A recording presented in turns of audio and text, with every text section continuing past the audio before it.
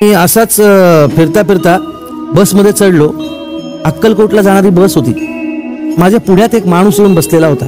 Conductor आला. म्हणलं द्या अक्कलकोटला एक अक्कलकोट द्या.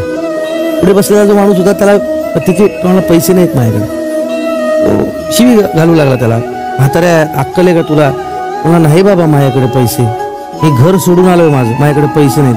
म्हणलं एक मिनिट काय तिकीट आहे? शिव्या का घालतात त्या म्हाताऱ्याला? बस जाणारच आहे, तो घर सोडून आला सांगतो तुम्हाला, हे घ्या तिकिटाचे पैसे. मी त्यांच्या शेजारी बसतो. म्हणलं काय झालं काका?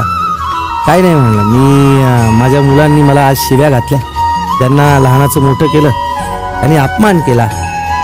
म्हणलं मग घर कोणी सोडतं का? तुम्ही बनवलेलं घर, शेती बिती सगळं सोडून आला होता काका तो माणूस. म्हणलं पण घरी बायको असेल, बायकोने त्यांची बाजू घेतली, निघालो घरून. म्हणलं आता काय करणार? काय नाही अक्कलकोटला जाणार, स्वामींची सेवा करणार. म्हटलं बरं.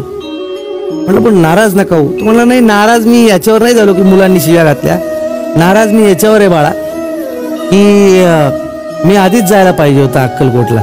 आज मला दुसरा पर्याय उरला नाही, मला जावंच लागतं. म्हणलं हे काही खरं नाही, मुलं बाळ बायको बिको हे काही खरं नाही. मला वाईट वाटलं. आणि काका विश्वास ठेवू नका. मी त्यानंतर बस थांबली, अक्कलकोटला लोक उतरली, मी उतरलो.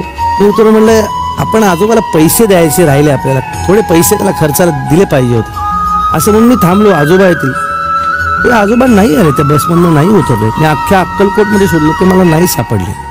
मला माहीत नाही ते काय होतं, तो कोण माणूस होता, परंतु तो काहीतरी देऊन गेला बाबा मला. त्यामुळे एक कानाला खडा लावला की सगळं करायचं. ते आवडेत नाही की रंगुनी रंगात साऱ्या रंग माझा वेगळा, गुंतुनी गुंत्यात सारा पाय माझा मोकळा. पाय आपला मोकळा असला पाहिजे, गुंतायचं पण इतकं नाही की कोणीतरी पाया चोडून घेईल असं मला वाटतं.